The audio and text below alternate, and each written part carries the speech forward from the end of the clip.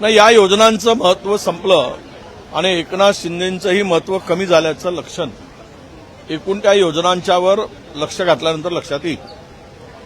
म्हणजे मी तर असं म्हणेन की लाडकी बहीण योजना ही मुळात एकनाथ शिंदेजींचीच कल्पना होती.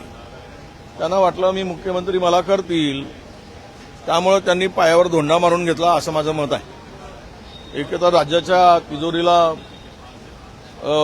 भार पाडलाय आणि बहिणींच्या लाडक्या बहिणींच्या याच्यामध्ये बहिणींना दिलं त्याचा आनंद, पण त्यांनी आणलेली योजनेचा फायदा त्यांना काय झाला हे आता कळत आहे. मुख्यत्वे ज्या सरकारमध्ये आपण सहभागी आहोत त्यामध्ये कुठेही असा मतभेद होता कामा नये किंवा दिसता कामा नये. परंतु दुर्दैवानं एकनाथजी शिंदे साहेबांनी आणलेल्या योजनांना बंदच करायचं ठरवलं आहे. खात्री नाही, त्या योजना बंदच होती. आता मला सांगा की आनंदाचा शिदा कुठे दिसतोय? संपला आनंदाचा शिदा. कारण निवडणूक संपली, आनंद झाला, आनंदाचा शिदा संपला. आता गरीब माणूस कुठे आहे? त्याला आता खरं म्हणजे नववर्षाला, गुढीपाडव्याला, होळीला सगळ्या सणाला देत होते आणि आपली होळी साजरी करून घेत होते कंत्राटदार आणि सरकारचे मंत्री. पण आता तो पण गायब झालेला आहे. याचा अर्थ असा आहे की गरिबांच्या योजनांना कात्री लावून ज्या काही सामान्य माणसासाठी, गोरगरिबांसाठी योजना होत्या त्या बंद करण्याचा निर्णय सरकारचा झाला असावा आणि एकनाथ शिंदेंना सांगितलं असावं की आता तुम्ही आणलेल्या योजना पुढे चालवू शकत नाही, कारण हे सरकार ओढीवर चाललेलं सरकार आहे. ओढी म्हणजे ओव्हरड्राफ्टवर. ओव्हरड्राफ्ट घ्यायचा आणि काम भागवायचं, अशा प्रकारची आत्ताची स्थिती आहे. पुण्यामध्ये घटना नुकतीच घडली होती.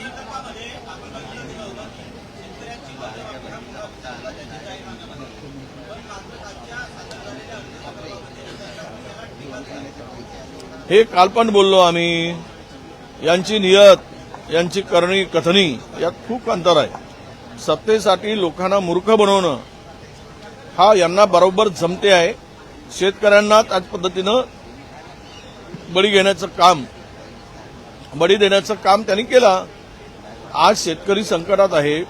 सोयाबीनला भाव नाही, कापसाला भाव नाही आणि शेतकऱ्यांनी कर्जमाफी होते म्हणून पैसे भरले नाहीत बँकेत, परत केले नाहीत आणि त्यामुळं आज शेतकरी संकटात असताना अपेक्षा होत्या की शेतकऱ्यांचं कर्ज माफ होईल. पण दुर्दैवानं शेतकरी मतासाठी आहे आणि कंत्राटदार मतं मिळवल्यानंतर कंत्राटदार यांच्या लेखी आहे. हे आता स्पष्ट झालेलं आहे. नाही, ते तर धानाची तुकारे 6 महिन्यापासून मिळाले नाही. मागच्या वर्षी मका खरेदी केलाय ते 8 महिने पैसे दिले नाही.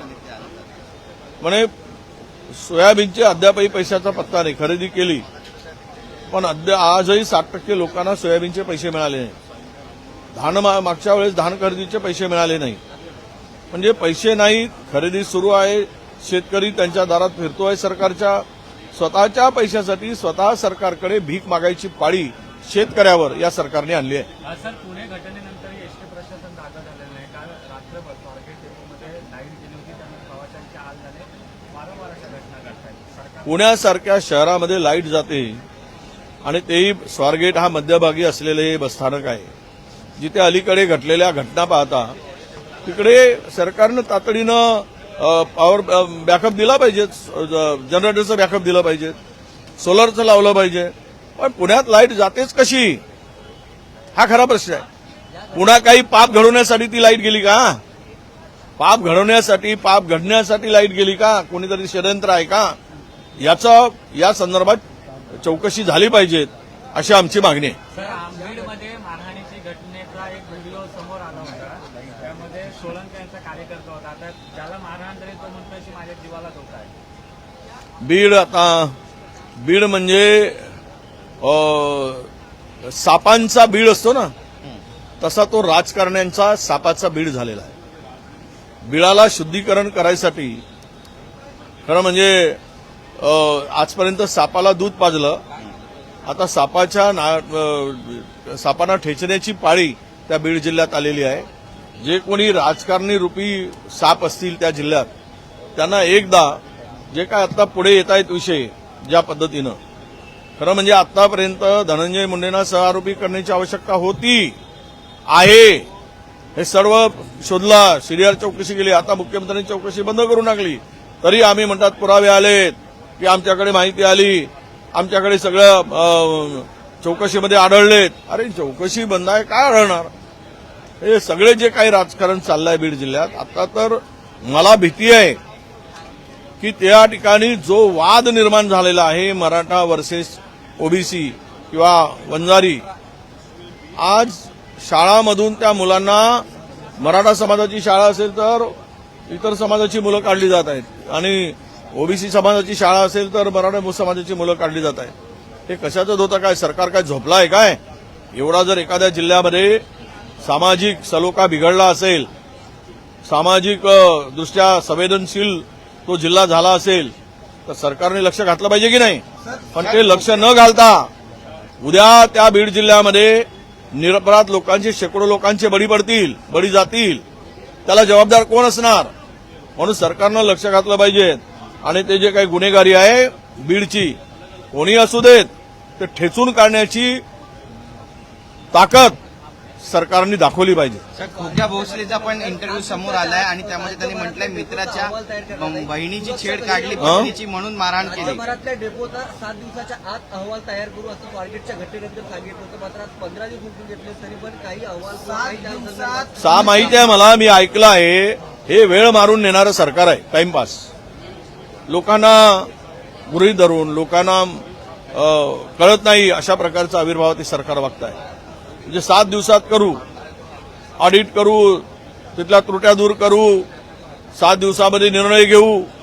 यांचे 7 दिवस म्हणजे मला वाटतं की सत्तेचे 5 वर्ष असावेत. सर, खोक्या भोसलेचा पण व्हिडिओ समोर आला, पोलिसाचा शोध घेत आहेत.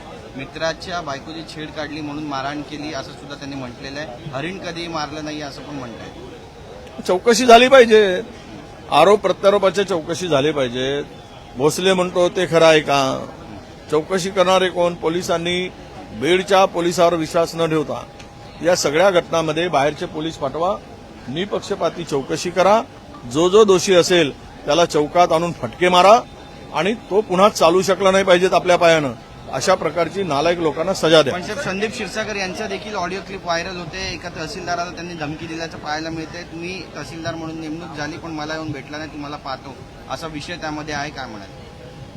आता मी ते ऐकलं नाही, पण असं बोलणं किंवा वागणं चुकीचं आहे.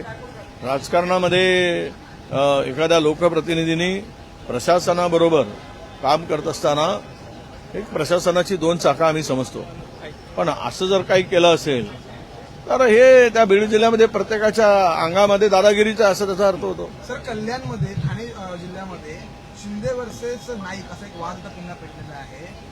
गणेश नाईकांनी मुख्यमंत्र्यांना पत्र लिहिलं होतं की जी गावं नवी मुंबईत घ्यावी असं पत्र, म्हणजे निर्णय जो घेतला होता, खासदारांनी घेतला होता, त्याला कुठेतरी आता विरोध केलेला आहे. ती गावं नवी मुंबई महापालिकेत नको, कारण त्यामुळे महापालिकेवरती बोजा पडेल असं आता पत्र त्यांनी लिहिलं. ते शीतयुद्ध सुरूच आहे.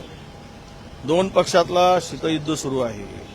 2 पक्षातील एकमेकाच्या वरची कुरघडी सुरू आहे. 2 पक्ष भविष्यात आपसात लढताना सुद्धा तुम्हाला दिसतील आणि म्हणूनच गणेश नाईक सारखा सिनियर नेता त्या ठिकाणी मैदानात उतरवून शिंदेच्या संघटनेची गोची करायचा, मिळेल ती संधी त्याचा त्यांना अडचणीत आणायचा, हा मला वाटतं हे काम ठाणे जिल्ह्यामध्ये आता सुरू झालं आहे. त्याचा शेवट काय होईल हे येणाऱ्या काही दिवसात कळेल. पण मला शेवट जो दिसतो तो मात्र दोघांमध्ये निर्माण झालेली दरी, कधी न बुजणारी, न मिटणारी दरी, असा त्याचा शेवट होईल, अशी त्या ठिकाणी परिस्थिती आहे. धन्यवाद.